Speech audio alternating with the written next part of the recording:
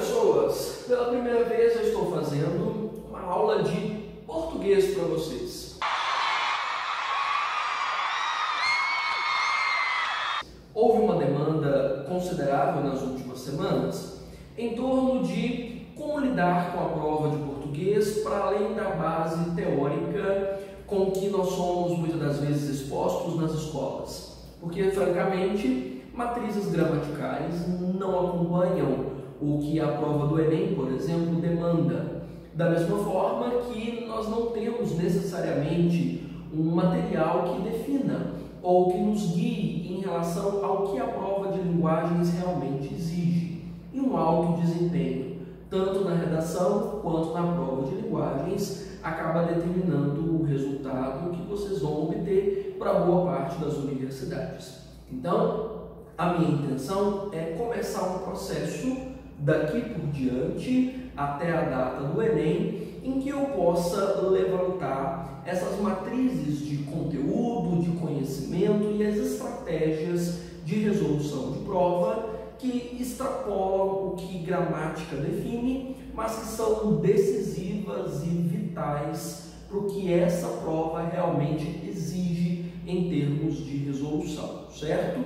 Eu peço que vocês me mantenham alerta a respeito da funcionalidade desse padrão de aula, se realmente alcança as necessidades de vocês e se é realmente necessário nesse momento. E também me alertem a respeito de quais conteúdos precisam que eu aborde com mais profundidade aqui, para que eu possa fornecer o máximo de assistência possível. Para tornar esse processo mais ágil e mais funcional, a minha intenção é que cada uma dessas aulas acompanhe uma das provas do Enem ou uma das provas de vestibulares que tenham acontecido nos últimos tempos. Para essa primeira aula, eu selecionei a prova do Enem de 2018, que envolveu uma prova de linguagens consideravelmente pesada. Gostaria de saber se vós precisarias de... Não. Foi uma das primeiras provas que, digamos, passou pelo que nós estamos chamando de fulvestação do Enem, de uma cobrança um pouco mais rigorosa, e vai ser o parâmetro dos critérios que eu estou comentando e a base da resolução. Então, eu peço que para acompanhar essa aula você tenha essa prova em mãos, para que você possa aplicar conceitos, estruturas e boa parte dos conhecimentos que a gente estipular aqui, certo? Essas aulas, pelo menos a minha intenção, é que estejam divididas sempre em duas partes. Uma em que nós consigamos trabalhar alguns conceitos teóricos fundamentais ou alguns macetes para lidar com a prova, e uma segunda parte envolvendo a resolução de algumas questões que possam amparar ou dar suporte para essas estratégias. As outras questões da prova selecionada do dia fica a seu cargo resolver junto com o gabarito que também está sendo enviado para você. Ficou com dúvidas? Tem problemas quanto a essa resolução? Não entendi direito como aplicar esses conceitos em outras questões que eu estou resolvendo aqui? Manda para mim, eu vou te esclarecer e vou te ajudar ao longo desse processo, tá bom? Então, a proposta é transformar essa hidra de 1000 cabeças, que é a prova do Enem, esse monstro inominável de conceitos obscuros, num ratinho que a gente possa domesticar e superar dentro da lógica dessas provas, certo? Bom, primeiro campo a respeito da prova de linguagens que eu comecei já a sinalizar é que a gramática está morta. Então significa que eu nunca mais preciso estudar gramática? Bom, peraí, depende do foco da sua vida. Se o foco da sua vida for exclusivamente Enem, eu sinto te dizer que gramática normativa não serve para muita coisa. O estudo a respeito de sintaxe, a respeito de morfologia ou aspectos de fonética não tem impacto nessa prova, ou tem uma relevância minúscula, a ponto de você não precisar dominar esses conceitos para conseguir desdobrar essa prova. Então, nós não precisamos entender gramática para a lógica do Enem. Você precisa entender gramática caso aí no rol das suas metas estejam faculdades particulares, estejam, claro, outros vestibulares que não sejam da prova do Enem, aí a gramática normativa pode ter a sua importância. Para o Enem, não. Nós vamos substituir o entendimento de gramática por duas áreas fundamentais. Uma primeira delas é o que a gente chama de teoria do texto e a segunda é a famosa TRI. Bom, sobre teoria do texto, que eu pretendo dar um pouco mais de ênfase nesse momento, você precisa entender a respeito de algumas regras e alguns aspectos de construção que não estão na gramática normativa, não estão dentro de sintaxe, não estão dentro de morfologia, nem dentro de semântica, mas que dizem respeito à forma como os textos são construídos, a forma como eles se comunicam e a forma como eles dinamizam a linguagem. Isso é importante, isso você precisa estudar um pouquinho, isso você precisa saber. Em torno dessa teoria do texto, o que a gente precisa saber? A respeito de modalidades de linguagem, é um conhecimento super simples, fácil de absorver e prático para as provas, a respeito de linguagem formal, linguagem informal, culta, de variantes regionais e para que serve, onde se aplica, em quais contextos de comunicação deve ou não existir, isso é importante. É um fator extremamente pragmático, ou seja, o estudo das modalidades de linguagem nem é numa dimensão gramatical, de qual palavra é mais formal, qual palavra é menos formal. Todo esse estudo é pragmático. Na verdade, a proposta inteira da prova de linguagens é pragmática. Inclusive, existe um setor da linguística totalmente dedicado à pragmática, ou seja, é sobre aplicação, é onde coloca, como é que usa, qual é o efeito de esse ou aquele termo para comunicação. Se o meu texto é mais formal, ele passa mais credibilidade. Se o meu texto é mais informal, ele passa mais intimidade.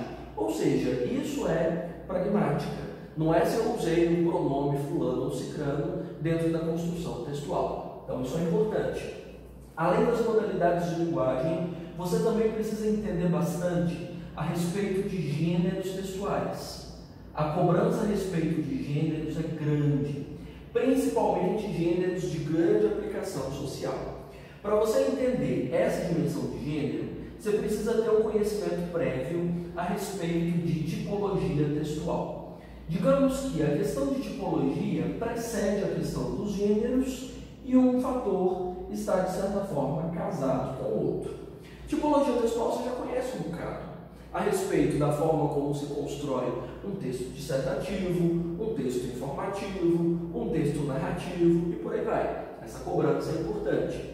Esses tipos textuais, como o dissertativo, o informativo, o narrativo, transformam-se em textos reais quando eles são dinamizados por suportes, quando aparecem numa revista, num livro ou em qualquer outra publicação. Quando você pega um tipo desse e coloca dentro de um suporte, ele se transforma em gênero.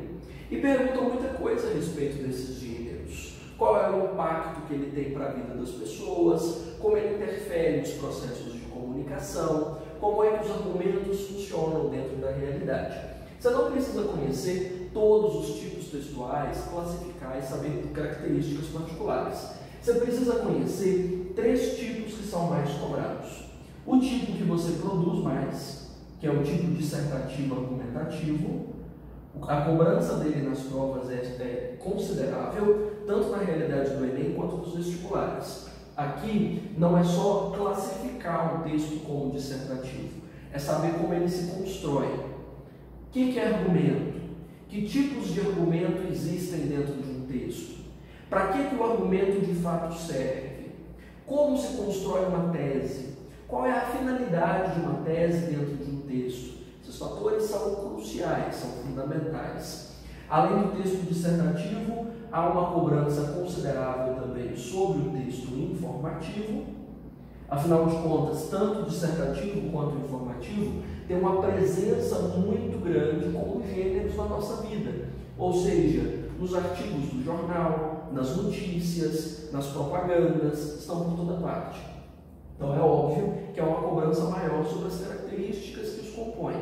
E além do dissertativo e do informativo, vez ou outra as provas também cobram a respeito do tipo injuntivo, que é o texto que envolve normas, a bula de remédio, uma receita de bolo ou a própria Constituição, que a gente vive usando como argumento dentro das redações. Então, vai estudar tipo textual, dá uma olhadinha nas características desses 3 tipos aqui e na forma como eles se transformam em gêneros textuais, principalmente os gêneros textuais jornalísticos, que são os mais complexos e os mais cobrados.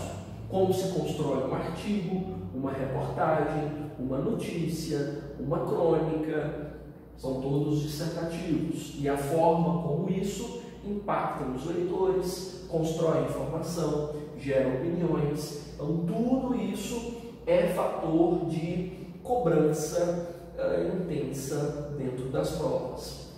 Além de modalidade, gênero e tipologia, para você dominar a prova de linguagens, é interessante que você também saiba sobre funções de linguagem. É uma das partes mais fáceis também. Não precisa decorar conceito, porque função de linguagem, na verdade, tem a ver com as intenções com as quais um texto é produzido. Para que ele foi feito? Esse texto está sendo feito para convencer? Esse texto está sendo feito para informar? Esse texto está sendo feito para falar sobre o interlocutor? Esse texto está sendo feito só para preencher o silêncio numa situação de comunicação? Essas intenções não perguntam função emotiva, função fonativa, função apelativa, os termos que geralmente designam as funções, mas o sentido mais profundo que essas funções envolvem. Então, conhecer essas funções, entendê-las na dinâmica textual, é fator extremamente útil, vai te ajudar também a dominar o circuito da prova de linguagens.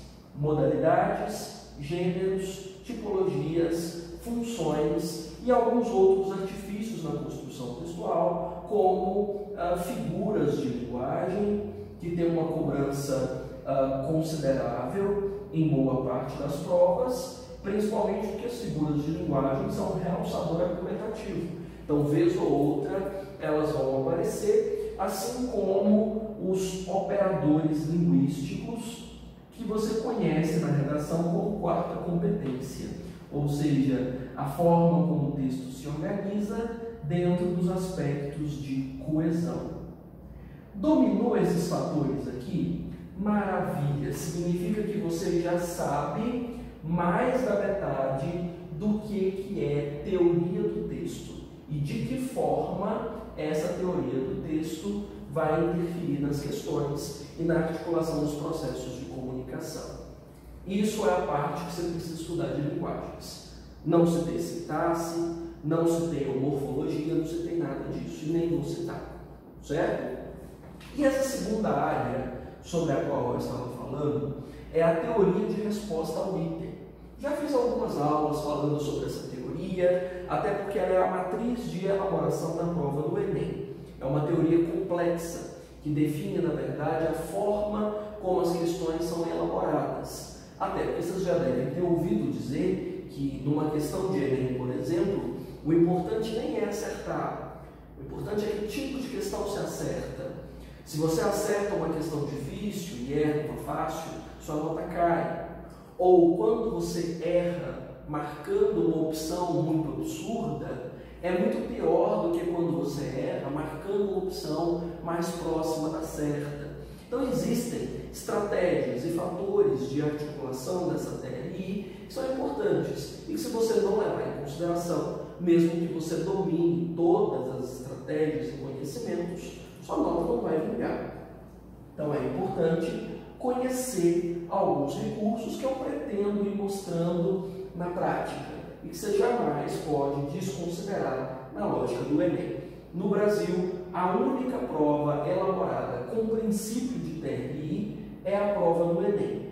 Vez ou outra, quando as provas da SEBRASP, antigo SESP, são feitas, elas levam em consideração também essa teoria, mas é raro. Então significa que é um campo que vai impactar mais na realidade da prova do Enem do que em qualquer outro lugar. Quanto a fatores de interpretação, vou colocar um item extra aqui, até porque mais da metade da lógica da prova de linguagens e mais da metade da prova do Enem como um todo está pautada numa dinâmica de interpretação. Ah, mas por que disso? Quer dizer que a prova é para facilitar? Não, é para dificultar mesmo. Até porque as habilidades mais importantes que precisam ser avaliadas no ensino médio não é a quantidade de informação que o candidato absorve, mas o domínio básico que ele tem de língua portuguesa e de matemática. Então, vão cobrar mais a essência do processo de interpretação na prova inteira e a essência dos conhecimentos matemáticos, principalmente com a matriz algorítmica e tudo mais. Então, a interpretação é um fator muito importante, que está na base da teoria do texto, que está na base da TRI, que vai passar por tudo. Eu tenho só algumas poucas dicas a respeito de interpretação, envolvendo os erros mais comuns que a maioria das pessoas comete. Principal erro: pensar. Vocês pensam? Você não faz a questão com base no que o texto propôs. Você faz a questão com base no que você acha que sabe. E você não sabe nada. Se soubesse alguma coisa, você não estava aí me ouvindo. Você não sabe. Não leve em consideração nenhuma matriz de conhecimento que você acha que você tem. A prova de interpretação deve levar em conta só o que está escrito. Ah, mas dá para entender. Não te perguntaram se dá para você entender. Não pediram para você pensar sobre o assunto. Não perguntaram o que você domina a respeito do tema. Perguntam para você o que você domina sobre o tema na redação. Lá você pensa. Numa prova objetiva você não pensa. Não é um processo de avaliação intelectual. É um processo de avaliação objetiva. Então fique preso à prova. Interpretação está dito, está certo. É a regra mais importante que pode existir a respeito de um processo de construção interpretativa. Não está dito no texto, não está dito no enunciado, está errado. Está subentendido, não te perguntou. Só marque quando está escrito. Se for possível, se for muito distraído, marque no texto onde a informação apareceu. Ah, não estou conseguindo achar, então está errado. Procure a próxima. É preciso que esteja escrito. Eu considero, inclusive, que esse está dito, está certo, tem que ser pelo menos 2/3 da opção dita dentro do texto. Ou seja, pelo menos 2/3 do que está ali dentro da sua opçãozinha tem que estar escrito em alguma parte do texto. Não está escrito, está errado. Ah, mas eu já ouvi falar. Não te perguntou o que você ouviu falar. É o que está lá só no texto. Então, não pense. Só leve em consideração o que está escrito. Cada questão do Enem é acompanhada de um texto, praticamente, justamente para você interpretar. Não é uma prova de livre pensamento. Tá claro esse ponto? Isso aqui é responsável por praticamente todos os erros que vocês cometem. Até gente que domina tudo isso e desconsidera esse processo, escorrega, vai embora. Então, só isso. Exclusivamente isso. É português, é literatura, é história, é geografia, é qualquer área de humanas. Está dito, está certo. Só isso. Certo? Segundo fator relevante para os processos de interpretação, né? Além do não extrapole o que o texto diz, né? Tome cuidado com os verbos de abertura. Não é que eu colocar verbos, vou colocar palavras de abertura. Na TRI eles definem bastante a correção da opção pela palavra que abre, o verbozinho que abre. Geralmente ele é que separa a opção certa ou as duas, três opções mais certas das erradas. É uma dica importante, te ajuda a limpar. Vou mostrar daqui a pouco como funciona. E segundo, quando você vai marcar a opção certa, lembre-se que não há certo. Não há certo e errado quando se trata da dinâmica da prova de humanas. Ah, mas tem três opções certas. Provavelmente tem mesmo. Não estão querendo saber de você se você sabe maniqueisticamente qual é o termo certo e os termos errados. É para você avaliar entre várias opções que são certas, qual é a mais certa, qual é a mais comprovável a partir do texto ou a mais embasada numa teoria do texto vinculada a esses princípios. Então, não há opção totalmente certa e nunca há a opção certa e todas as outras são erradas. Então, deixem para trás essa mania de vocês de tentar dizer que, por exemplo, letra B está certa. E por que a letra A, letra C, letra D, letra E estão erradas? Elas não estão totalmente erradas.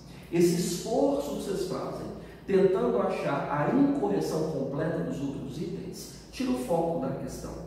Então, não há a opção totalmente certa, não quer dizer que as outras estejam totalmente erradas. É um jogo de aproximação, certo? Então, se você souber essas três verdades absolutas a respeito de interpretação, alguns princípios básicos de TRI que a gente vai construindo dentro dessas questões e dominar esses princípios de teoria do texto, você fecha a prova de linguagens do Enem e te garanto que vai ainda muito bem sucedido em qualquer outro vestibular, qualquer outra prova. Até porque a maioria dos vestibulares leva bastante em consideração essa teoria do texto, mais a lógica de interpretação. Entendido? Então, vamos começar a comprovar isso dentro das questões que eu tinha passado, antes até de eu desdobrar qualquer um desses assuntos. Por exemplo, a questão número 6 da prova de 2018, que eu deixei com vocês, já é uma questão que envolve modalidades de linguagem. Temos um texto aí, o hino nacional, um pedaço do hino nacional. Não leio o texto para começar a fazer prova. Espero que isso já seja uma estratégia que vocês dominem. Nós nunca lemos texto para fazer prova, a gente lê enunciado. A gente volta no texto para achar a resposta, mas ler a gente não lê. A gente localiza. Isso é inteligência para resolver prova. O enunciado diz assim: o uso da norma padrão, a modalidade padrão de linguagem, na letra do hino nacional do Brasil é justificado por tratar-se de um. Então vejamos aqui. Eu falei que no processo de interpretação, a palavra de abertura era um dos fatores que poderia me ajudar a eliminar algumas opções. A letra A fala de reverência, a B de gênero, a C de canção, a D de escrita de uma frase e a E de um artefato cultural. Vamos ver. Uso de norma padrão não tem a ver com reverência. Eu já posso excluir isso, porque há uma distância entre o conceito de padrão e o conceito de culto, de linguagem culta ou erudita. A linguagem culta ou erudita envolve reverência. É uma linguagem mais sofisticada, mais bordada. Ah, mas o hino nacional é sofisticado, é bordado. O enunciado não falou. O que o enunciado escreveu? Norma padrão. Padrão não tem a ver com reverência. Pelo menos essa opção eu consigo jogar fora. As outras, pela primeira palavra, eu não consegui. Então vamos dar uma olhada nas opções. A letra B fala de um gênero solene de característica protocolar. Tem umas palavrinhas meio difíceis aí. Solene e protocolar. né? Ou seja, que tem a ver com uma situação muito séria ou com uma situação muito formal. Padrão, formal, protocolar, combina. Ah, mas no dia da prova eu não sei, porque protocolares eu não vou estar lá para te explicar. Então vamos tentar eliminar as outras. A C fala de uma canção concebida sem interferência da oralidade. Vamos lá. Agora vou ter que voltar no texto para ver se tem interferência. Ó pátria amada, idolatrada, salve, salve. Furou. Ó pátria amada, vocativo, fala. Tem interferência de oralidade. Olha, padrão, culto, erudito, pode ser escrito ou pode ser oral, certo? Então, eu posso usar o padrão para escrever e eu posso usar o padrão para falar. Assim como eu posso usar a norma informal ou não padrão para escrever ou para falar.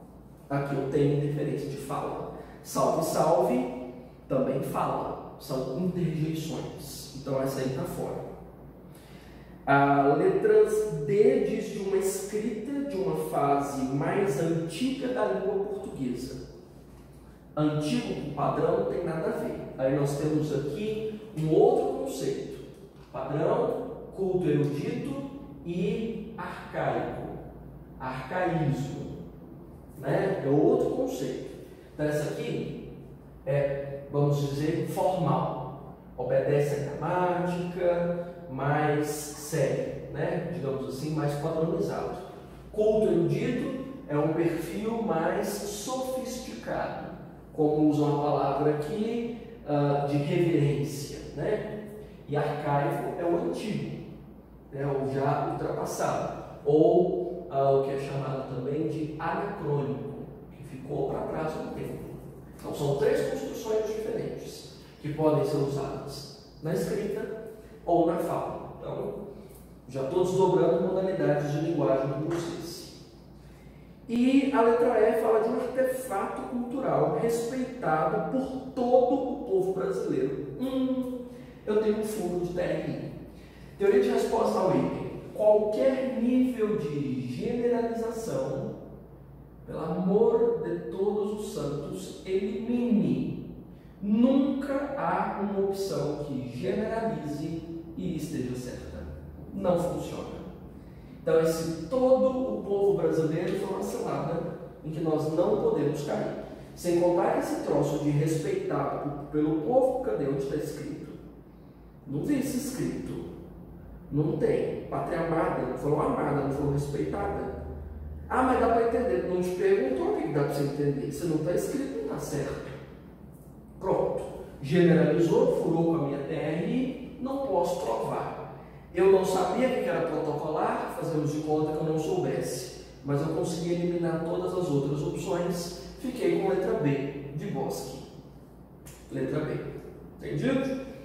Conseguimos resolver com um pouco de teoria do texto, conseguimos resolver com TRI e com umas gotinhas de interpretação. Vamos a mais uma?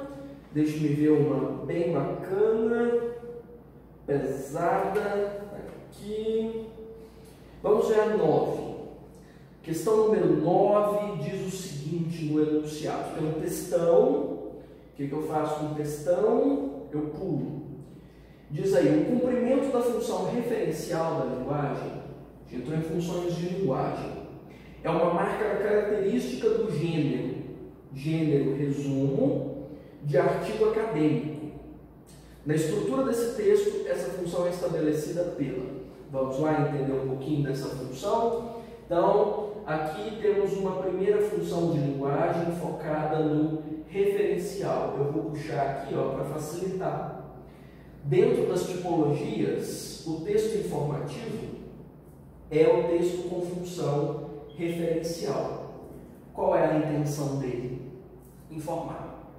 É o texto mais seco que tem. Ele geralmente não tem propósito de convencer ninguém de nada, ele não tem propósito de falar de emoções, nem de sentimentos, nem nada. É só informar puro e simplesmente. Certo?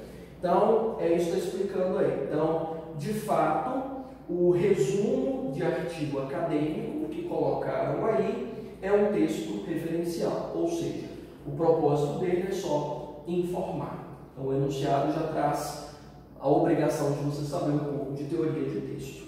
Então, dizem aí, na estrutura desse texto, essa função é estabelecida pela. Vamos dar uma olhada nas palavras de abertura? Se tem alguma coisa que combina com esse enunciado, tratando do referencial ou do informativo. Letra A fala de impessoalidade, gostei de impessoalidade. Impessoal, informação. Bacana. Seleção lexical, não sei. Metaforização, metaforização fora. É informação. Sem contar que eu estou falando de artigo acadêmico. Artigo acadêmico, ciência, não combina com metáfora. Por esse início eu já descarto a letra C. Letra D, nominalização. A maioria nem sabe o que é isso, mas depois a gente analisa então. Não dá. Adjetivação. Adjetivo escapa da informação. A informação é a informação bruta mesmo. Então a melhorzinha, por enquanto, letra A, gostei dela. Vamos dar uma olhada no restante, nas outras que ficou na dúvida. Letra A fala de impessoalidade na organização da objetividade das informações. Então, o texto informativo é marcado, em essência, por essa objetividade. Toda vez que vocês ouvirem falar de objetividade, vocês foquem no objeto, ou seja, fala das coisas. É o bruto, é a informação seca, sem os bordados da opinião. O texto dissertativo é o subjetivo, é o que trata de opiniões, de impressões, de observações de alguém que produziu. Então, até que está lindo. Tudo combina com função referencial, como em este artigo tem por finalidade e evidencia-se. Adorei a opção. Olha que letra linda. Nem precisei ler o texto. Já está tudo provado aí. Letra B, de seleção lexical, a gente nem sabia se prestava, mas vamos ver. De seleção lexical no desenvolvimento sequencial do texto, como em imaginário racista e estética do negro. O que isso tem a ver com função referencial? Seleção de palavras como imaginário racista não tem nada a ver com essa tipologia que trata da informação. Ah, mas tem lá, mas não tem a ver com o enunciado. O enunciado pediu sobre função. A função é essa, trata de objetividade, tem que ser a letra A. Letra C eu já tinha descartado de cara. A letra D fala de nominalização, produzida por processos derivacionais na formação de palavras. Oi? O que formação de palavra tem a ver com função de linguagem? Eu mencionei, inclusive, que questão de teoria de texto não esbarra com a gramática tradicional, com morfologia. Não vou falar de formação de palavras aqui, nada a ver. E a E de adjetivação também não combina. Aqui é objetivação. Tem que ser letra A. Nem precisamos de outras estratégias. Só o conhecimento da função da linguagem já dava para resolver. Entendido? Vamos ver o que mais. Deixa eu encontrar mais uma que possa ser boa. Deixa eu ver uma boa questão. Número 13, trabalha com gênero. Vamos ver outro gênero. Nem sei o que está escrito aí, vamos ver. Nem leio o texto, mas sim, vou direto para o enunciado. Nessa campanha, é uma campanha, gênero textual, a principal estratégia para convencer, esse gênero é de natureza dissertativa, convencer. Para convencer o leitor a fazer a reciclagem do lixo, é a utilização da linguagem não verbal.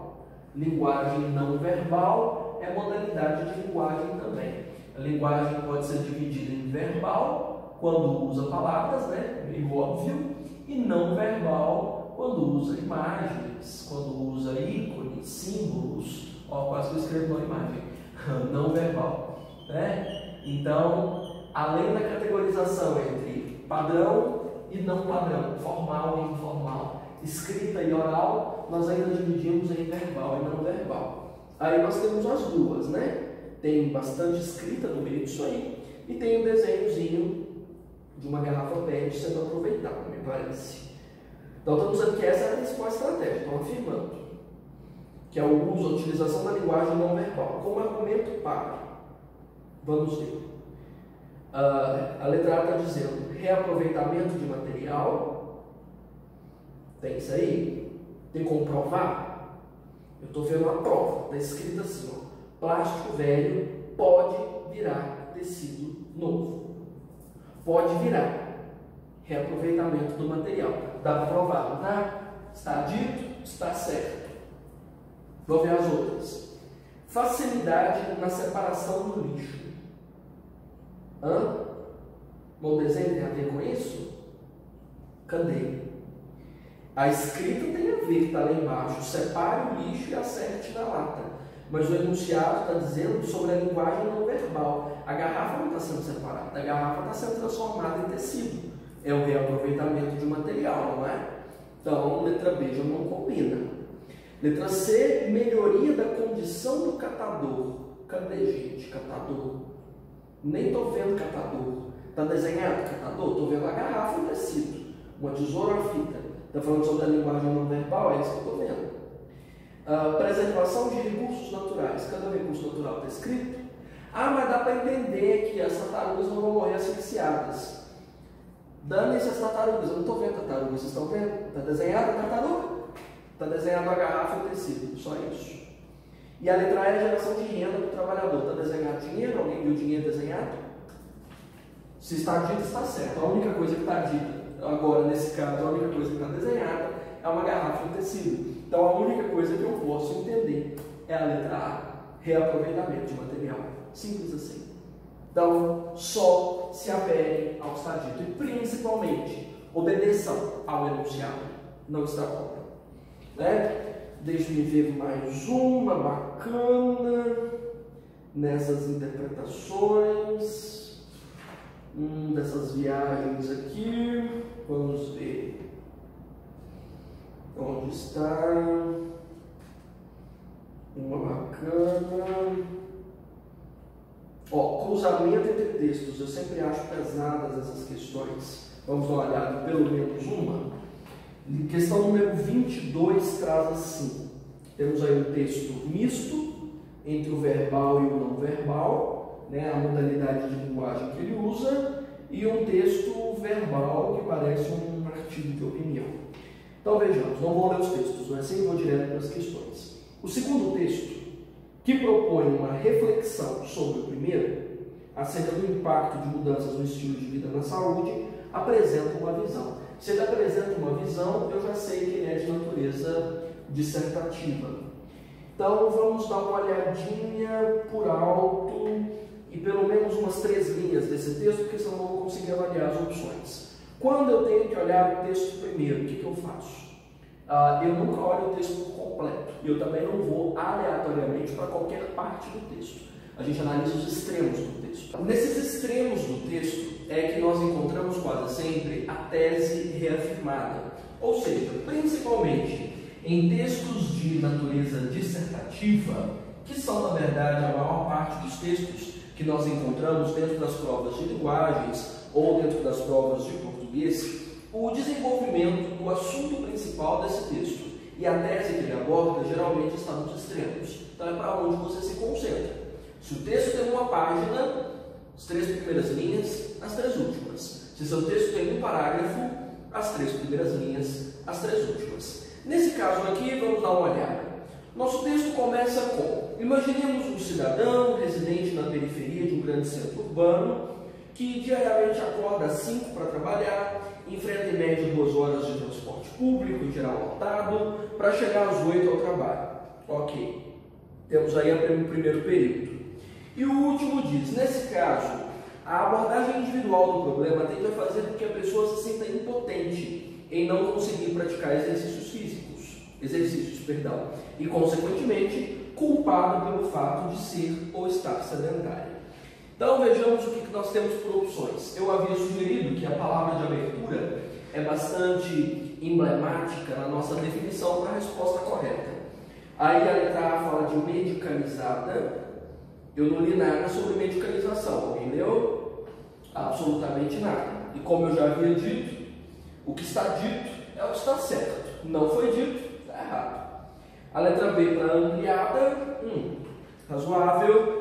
Letra C para crítica, razoável também. Dissertativo, crítico, tem lá a sua semelhança.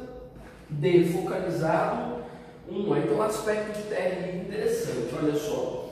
Opções opostas, uma fala sobre ampliada e a outra focalizada. Toda vez que você encontrar opções opostas, pode ter certeza que a resposta correta é uma delas. Fiquem de olho nisso. Isso ajuda muito, principalmente quando você está em dúvida entre duas opções. Se entre essas duas opções, uma delas é uma oposta a qualquer outra que você tenha na questão, provavelmente é ela que você tem que marcar. É um aspecto interessante para se analisar.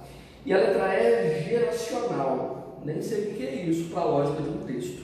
Só sei que eu não encontrei isso dito em lugar nenhum.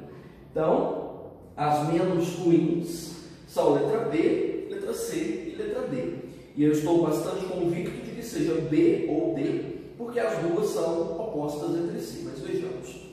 A letra A, B, diz que ampliada, que considera aspectos sociais intervenientes na prática de exercícios no cotidiano. Encontraram aspectos sociais? Nas primeiras linhas que eu li, eu encontrei vários aspectos sociais. Residente da periferia, grande centro urbano, acordar às 5 para trabalhar, transporte público, em geral lotado, são aspectos sociais. E sobre exercícios no cotidiano, eu li isso nas últimas linhas. Excelente, provavelmente é uma opção certa.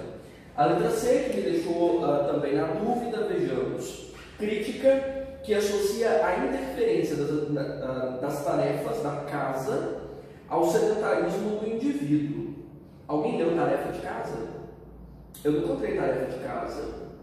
Não tem. Nesses extremos eu não encontrei. Ah, mas tem outra parte do texto. Você está analisando os extremos. Fique nos extremos apenas. É o seu campo de análise.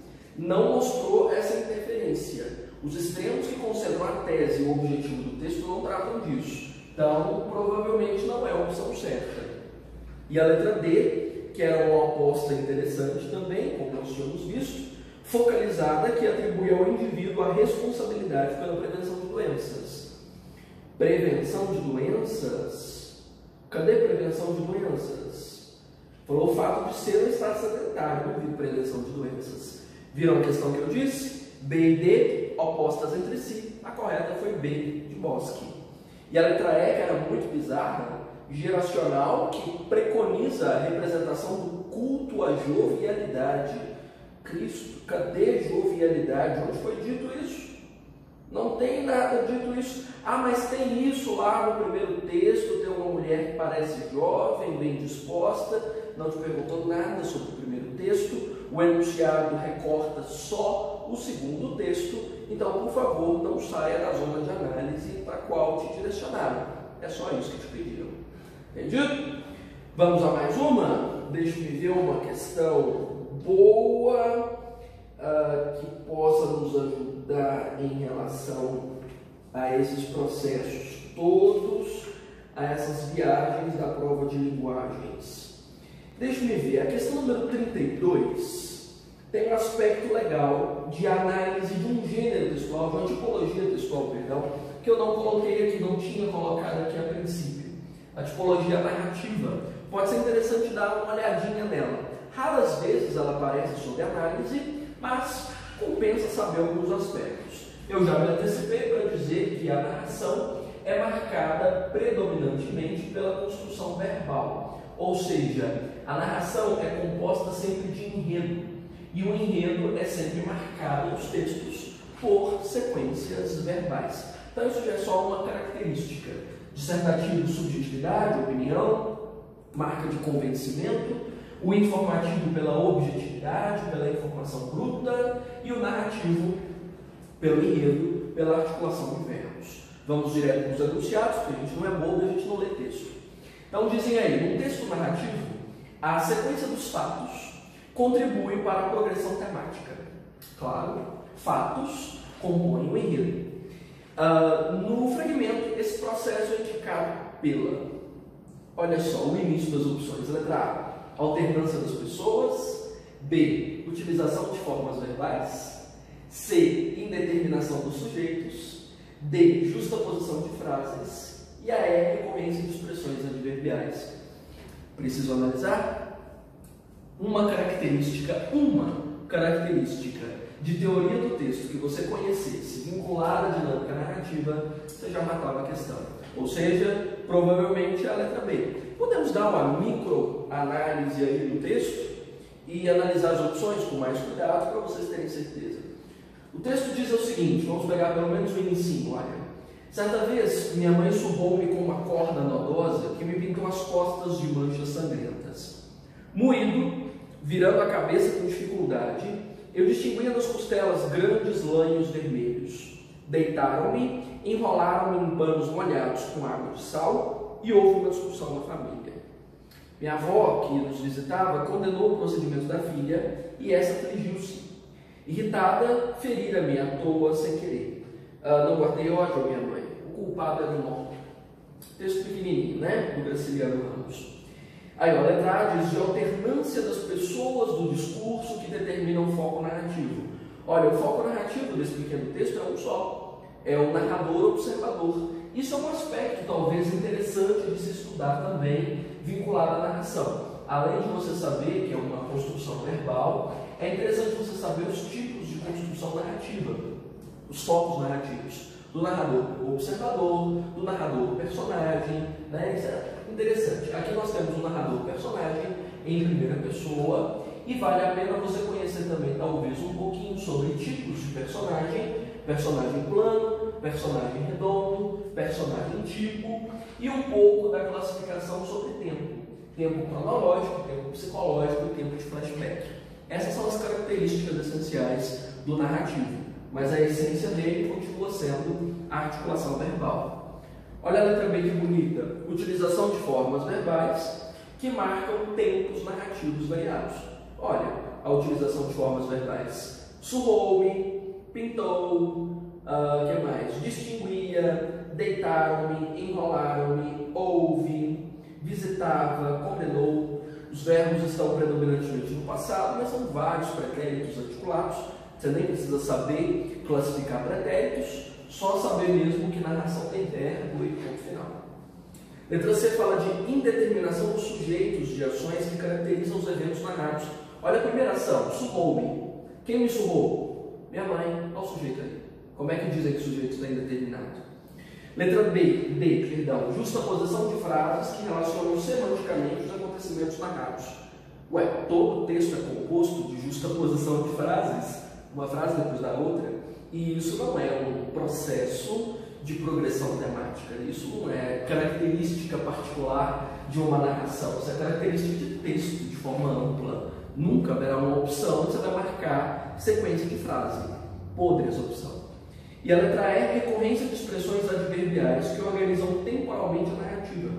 Olha, eu quase não encontrei expressões adverbiais aqui. A única que eu vi, pelo menos temporal, foi certa vez, e ela nem é muito específica para dizer que ela organiza o texto.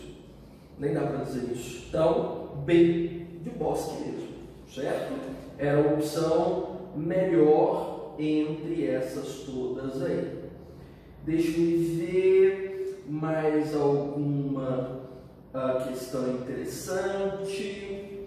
Eu talvez possa puxar, deixa-me ver, uma interpretação de tirinha ou uma interpretação de poema. Qual que faz você sofrerem mais? Talvez a gente possa começar com um gostinho de interpretação de poema. Depois, na próxima, a gente faz de tirinha, pode ser? Olha, interpretar poema, lidar com literatura no texto, segue basicamente os mesmos preceitos de uma interpretação textual convencional. Mesma história.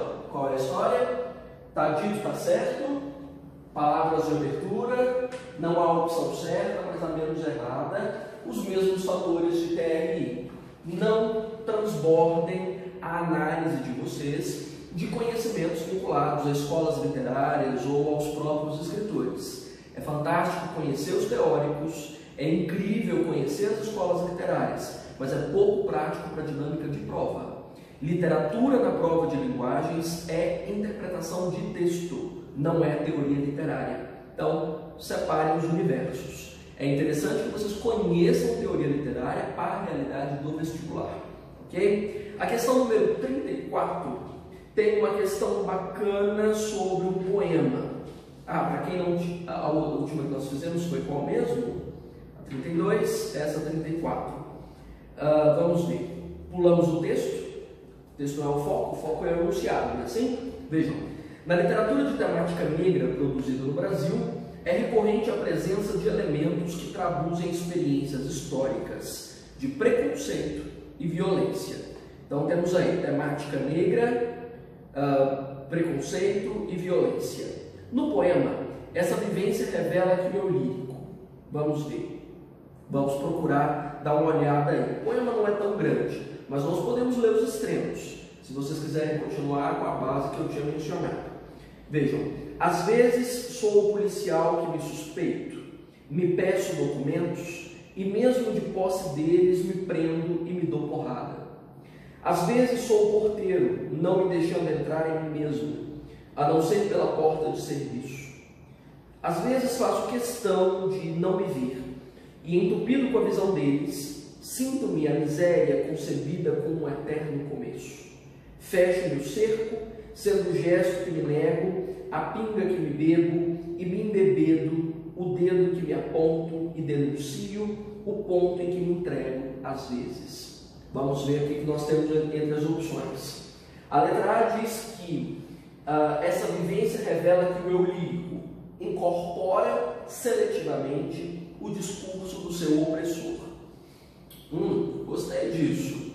O eu lírico é o eu no texto, simplesmente o eu incorpora o discurso do opressor. Ele incorpora os opressores, não incorpora? Sou o policial que me suspeito, sou o porteiro não me deixando entrar, faço questão de não me ver, fecho-me o cerco, e é seletivamente porque ele escolhe algumas figuras na formação social. Dá para provar no texto? Está dito, está certo. Boa opção. Vamos ver as outras. A letra B fala que ele se submete à discriminação como meio de fortalecimento. Opa! Olha, outra dica de TRI, que a gente chama geralmente de casca de banana dentro do texto. Olha só, geralmente é o último termo de uma opção que faz você escorregar. Estava tudo lindo. Submete-se à discriminação, tem. E meio de fortalecimento? Onde é que diz que ele se fortalece aqui? Onde? O dedo que me aponto e denuncio o ponto que me entrego às vezes. Cadê o fortalecimento? Não encontrei. Mas eu posso entender que dentro da dinâmica dos movimentos negros brasileiros não pediram para você entender nada. Isso não é uma prova de análise sobre a realidade do país, é uma prova de interpretação. Não está dito, está errado. Não tem sobre fortalecimento aqui, não posso entender letra B. Não serve. Letra C diz que engaja-se na denúncia do passado de opressão e injustiças. Passado. Cadê o passado? Não vi passado. Injustiças talvez. Forçar na barra, mas passado, eu não tenho nenhuma marca de passado. Quando ele diz, eu sou policial que me suspeito, me peço documentos, e mesmo de posse deles me prendo e me dou porrada, por que isso é passado? O que me prova que isso é passado? Não tem nem marca de tempo aqui. Inclusive os verbos estão no presente. Não serve. A letra D diz que sofre uma perda de identidade e de noção de pertencimento. Onde é que está escrito pertencimento? Ou identidade? O dedo que me aponto e denuncio, o ponto em que me entrego. Pertencimento, onde? Não está escrito, está errado. E a letra E acredita esporadicamente na utopia de uma sociedade igualitária. Cadê sociedade igualitária? Não vi nada igualitário aqui. Tem prova? Onde é que está escrito? Não está escrito. A única coisa que está escrita é o discurso do opressor, que apareceu na letra A. A questão mais simples da prova era um poema, que a maioria das pessoas acha a questão mais difícil. Então, não pense para além do texto. Restrinja-se ao que está dito. Certo? Então, vou pedir encarecidamente para que vocês me avisem sobre a funcionalidade desse formato de aula, que vocês tentem dar uma olhadinha por esses campos que eu pretendo aprofundar na próxima que nós fizermos, ok? E procurem resolver as outras questões que estão nessa prova e, claro, que está aí à disposição de vocês. Vou deixar tudo disponível e vou me deixar disponível também para tirar as dúvidas, para esclarecer o formato dessas questões e ajudar no que for possível daqui por diante. Caso vocês gostem do formato, caso seja útil para vocês, toda semana monto uma dessas de análise de prova, de análise de questões e de aprofundamento de aspectos de teoria de texto, de TRI e de processos de interpretação. Combinado? Certinho? Então, vou esperar por vocês.